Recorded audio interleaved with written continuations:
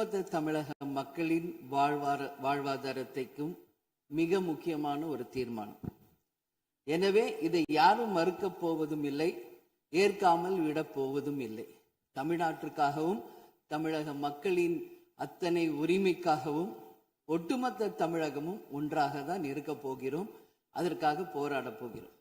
ஆனால் நாம் சற்று இதை பற்றி யோசித்தால், சுதந்திரம் வாங்கின காலத்திலிருந்து இன்றைக்கு வரைக்கும் காவேரி பிரச்சனையும் முல்லை பெரியாறு பிரச்சனையும் தமிழக மீனவர்கள் பிரச்சனையும் தொடர்ந்து பேசிக்கொண்டுதான் இருக்கிறோமே ஒழிய எதற்கும் இதுவரைக்கும் நிரந்தரமாக தீர்வு ஏற்பட்டதாக ஒரு வரலாறு இல்லை என்பதை நிச்சயமாக இந்த நேரத்தில் நான் பதிய வைக்க விரும்புகிறேன்.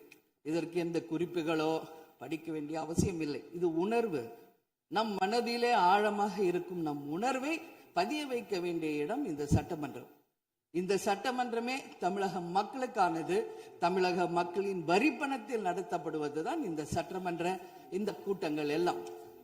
அப்படி இருக்கையில் தமிழக மக்களின் உரிமையை நாம் ஒவ்வொரு முறையும் நம்மை சுற்றி இருக்கின்ற மாநிலங்களிடம் போய் கேரளா, கர்நாடகா, ஆந்திரா, இன்னொரு பக்கம் மீனவர்களுக்காக ஸ்ரீலங்கா என்று தொடர்ந்து கேட்டுக்கொண்டுதான் இருக்கிறேமே ஒழிய தன்னிறைவு பெற்ற ஒரு மாநிலமாக தமிழ்நாடு என்றைக்கு வரப்போகிறது என்பதை தான் நான் இந்த நேரத்தில் சிந்திக்கிறேன்.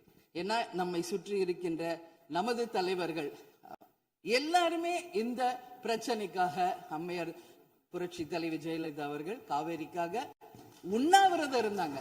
முதலமைச்சர்